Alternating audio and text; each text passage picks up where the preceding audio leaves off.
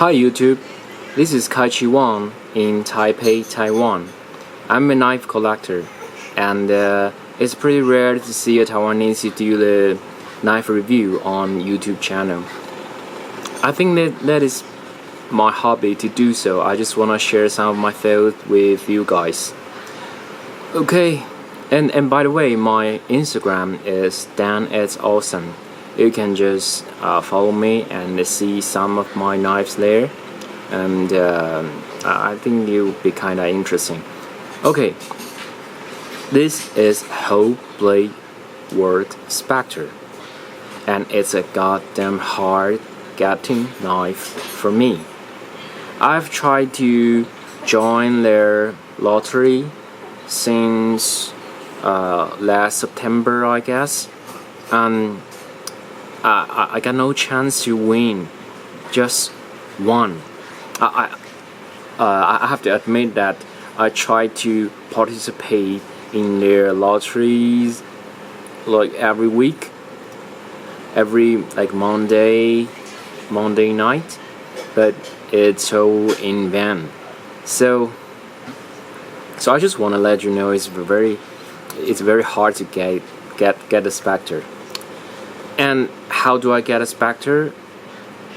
It's from the Blade show this year. I just asked my friend to do a proxy for me, and I just got this one, this beautiful one. Yeah, I think it's pretty hard to see here. It's number 518, which is a really nice number for me, and the pattern is my favorite, the feather. I like the feather pattern. And the pivot color is kinda sky blue, just a little lighter. Yeah, anyway, I like the color on this one. Yeah, and it's of course it's a V3 version. And V3 is kind of really nice one.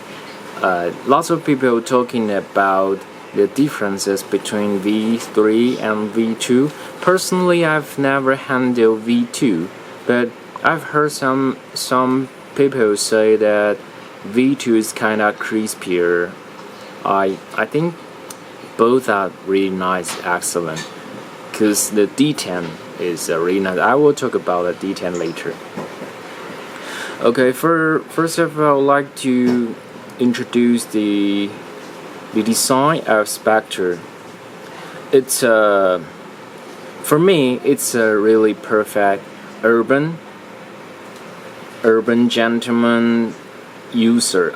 No, not a user. Urban gentleman flipper for me, because the design of this looks really like streamlined and fashionable. Yes, I guess I really like the design of this one, and also it's a bit tactical, because you can just use one hand to fast deploy it. See the blade just fly out. Wow, so nice. And it has a really nice clip here, really nice. Okay, and actually it's also a durable knife, and I will talk about the durability later. Okay, let's talk about detent.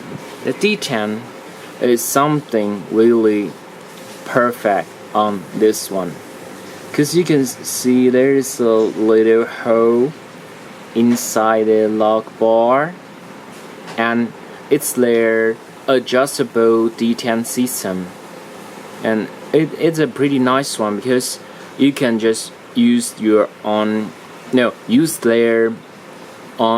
special tool to adjust the detent, to adjust the stiffness you want. And because lots of my knife fellows in Taiwan, they frequently argued about the stiffness on different flippers, Some prefer the stiffer one and some prefer not. They usually judge a flipper by the stiffness they got. So I think that is not an issue on this knife, because if you want a stiff one, you just adjust it to the stiff position, and if you want not that stiff, you just do the same thing, I guess. And I prefer the factory setting of the stiffness on this knife, because I think it's just perfect, really nice. Okay, and the blade shape. The blade shape on the Spectre is the practical and the versatile drop point. I really like the drop point, and I like the stone wash finish they have, because it easily hides all the scratches on the blade. See? Even if you use it as a user, it can tell easily, I guess. The stone wash on this knife is a bit aggressive. It's totally different from the stone wash Chris Reeve did, but both are pretty nice. I like this one. It's aggressive and just look nice. Yes. And by the way, the drop point is my second favorite blade shape, because it's really, I guess I have to say it again, it's really practical and really versatile. You can use it to like stab or penetrating, or it's a really good slicer, cutting. I don't know. It depends, but those are good. Okay, and the blade steel is CPN20CV, which is the most well-rounded steel nowadays, I guess. And I've heard that the toughness of CPN20CV is really nice. Like, it's almost the same stuff as M390, and both are great, just different process. The materials are almost the same, and the age retention on these knives are just excellent. And I think I don't need to bring the corrosion resistance, because they are great on corrosion resistance. Okay, and I would like to say something regarding the axle on the blade around the pivot. There is a little one, and its strength it like greatly increase the strength of the lateral pressure, and it also increase the durability of this knife, because I can't see any stopping here. Some may argue the weakness or improper use of floating stopping, but that is not an issue on this knife. You can always see this knife. Oh, sorry, I just crashed on my camera. Okay, and you can see the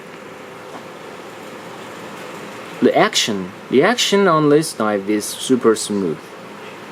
It's like a high-end pistol, deploy fast and smooth. Like, it's easily without any like hard pressing. and it's not drop shot. It's a bit like hydraulic feeling. It's a feeling Joe and Andrew pursue, I guess. I pretty like the hydraulic shot drop, not like drop shot. Yes. Okay. And the locking mechanism, you can see. Actually, it's a really early lockup. However, there's a little cylinder, CPN 154, metal CPN 154, and it just increase the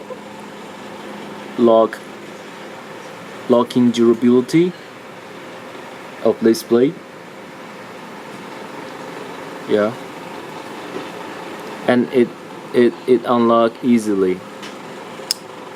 That is another feature of this knife, and I love it so much. Let's talk about the spacer. The V3 spacer are well built, and there is a blade centering device. I think they call it blade centering spacer, and it is really of use here, because every time if I want to like adjust the